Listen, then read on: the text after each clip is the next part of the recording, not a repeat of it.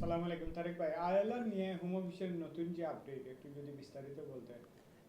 এটা British সিটিজেনশিপে good ক্যারেক্টারে একটা পরিবর্তন আসছে সংজ্ঞার মধ্যে। নর্মালি স্পেসিফিক ক্রাইটেরিয়া নাই সিটিজেনশিপে গুড ক্যারেক্টার, অনেকটা সেক্রেটারি অফ স্টেটের ডিসক্রিপশনের মতো, কিন্তু কিছু কিছু ক্ষেত্রে সুনির্দিষ্ট বিধান রয়েছে।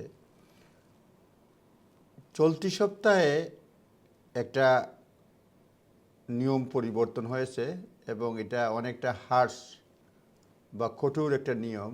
সেটা হচ্ছে কেউ যদি ইল্লিগেলি ব্রিটেনে প্রবেশ করে তাহলে সেটা যত সময় আগেই হোক তাহলে তাকে সিটিজেনশিপ দেওয়া হবে না।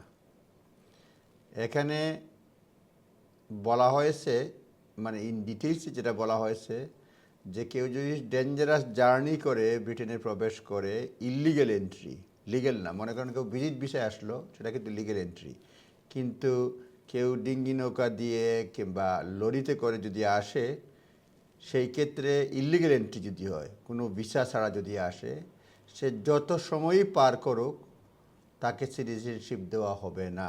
সুতরাং 2025-এর 10ই ফেব্রুয়ারি থেকে যদি এনি পারসন, আমার সামনেই রয়েছে, applying for citizenship, any person applying for citizenship from 10th February 2025 who previously entered in the UK illegally will normally be refused regardless of the time that has passed since the illegal entry took place. যত সময়ই যাক illegal entry হলে পরেই আপনার refuse হবে। এইখানে একটা কিন্তু রয়েছে, বলা হয়েছে নর্মালি বি রিফিউজড। এর অর্থ হচ্ছে বলা যাবে ডিসক্রিপশন ইউজ করার জন্য, এটা বলা হয় না যে ম্যান্ডেটরি রিফিউজ হবে। সুতরাং সেই ক্ষেত্রে হোম অফিসকে বললে তারা ডিসক্রিপশন ইউজ করতে পারে। এবং 10ই ফেব্রুয়ারির আগে যারা অ্যাপ্লাই করেছে তাদেরকে আগের নিয়মেই গুড ক্যারেক্টার অ্যাসেস করবে। নর্মালি যেটা আছে, মানে 10 ফেব্রুয়ারি আগে যেটা ছিল, যে কেউ 10 ইয়ার্স আগে যদি সে ব্রিটেনে প্রবেশ করে এবং ইল্লিগেলি থাকে, সেই ক্ষেত্রে তাদের রিফিউজ হওয়ার নিয়ম রয়েছে।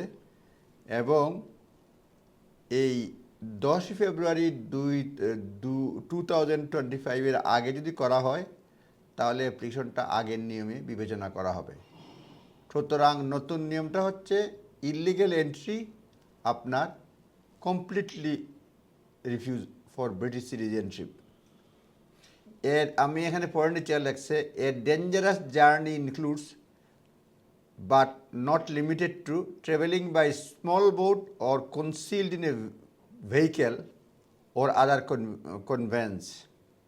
অর্থাৎ ছোটো নৌকা যদি কেউ আসে, গাড়িতে যদি গোপনে আসে কিংবা অন্য কোনো ধরনের বাহনে গোপনীয়ভাবে আসে, তাহলে তাদের এটা ডেঞ্জারাস জার্নি ধরে নেওয়া হবে এবং তাদের মানে সিটিজেনশিপ নর্মালি রিফিউজ করা হবে। এই হচ্ছে মোটামুটি আপডেট। আচ্ছা, এখানে একটা প্রশ্ন হলো তারেক ভাই, এই 10 ফেব্রুয়ারির আগে এন্ট্রি না অ্যাপ্লিকেশন, এটা কোনটা কথা বলা হয়? 10 ফেব্রুয়ারির আগে এটা হচ্ছে আপনার application. A person who applies for citizenship from 10th February 2025, application.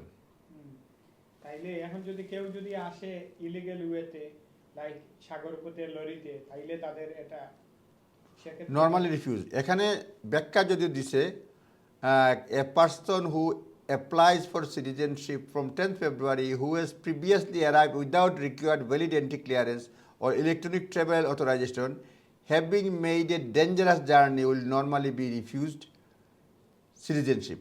সুতরাং ডেঞ্জারাস জার্নিটা আছে, সুতরাং ফাঁক ফোকর রয়েছে। ডিঙ্গি নৌকা আর ওই লরিতে আসলে মূলত নর্মালি রিফিউজ করবে। সেক্ষেত্রে তাদের তো আইএলআর কোনো আইলারের ব্যাপারে সিটিজেনশিপ হবে না, আইলারের ব্যাপারে কোনো ব্যাখ্যা আসে নাই। তো এটার কারণ কি, কি জন্য সিটিজেনশিপ দিবে না? এটা মূলত যেটা হয়েছে যে তারা ডিঙ্গি নৌকার ব্যাপারে মানে তারা অতিষ্ঠ হয়ে গেছে। এই বছর অনেক লোকজন চলে আসছে, এটা কোনোভাবেই থামাতে পারতেছে না। নিরুৎসাহিত করতে। এটা নিরুৎসাহিত করার জন্য, কারণ কোনোভাবেই থামাতে পারতেছে না, ইউরোপ থেকে কোনো সহযোগিতা পাচ্ছে না ব্রেক্সিটের পরে। সুতরাং এটা দিলে হয়তো মানুষ নিরুৎসাহিত হবে যে মানে এভাবে যাওয়ার কোনো লাভ নাই, মানুষ আসবে না, কম আসবে। এটা আর একটা পলিটিক্যাল কারণও থাকতে পারে। বর্তমানে দেখতে পারেন রিফর্ম পার্টি নাইজেল ফারাজের মানে ব্যাপক জনপ্রিয়তা, মানে 2 লাখ তাদের মেম্বার হয়ে গেছে এই নতুন পার্টি হওয়ার পরে। টরি পার্টি তো বিপজ্জনক, এমনকি সাম্প্রতিক সময়ে দেখা গেছে তারা লেবারের সঙ্গে টেক্কা দিচ্ছে। সুতরাং এইসব বিষয়েও মানে ইমিডিয়েট রিজন না থাকলেও দূরবর্তী একটা রিজন রয়েছে। সুতরাং আমরা খেয়াল রাখবো যে কেউ যদি আসেন জেনে শুনে আসবেন, ব্রিটিশ সিটিজেন হয়তো সারা জীবনে হবে না, এভাবে আসবেন। এখন দেখা যাক কি হয়। এটা হচ্ছে গিয়া গুড ক্যারেক্টার গাইডেন্স ঠিক করেছে আর কি।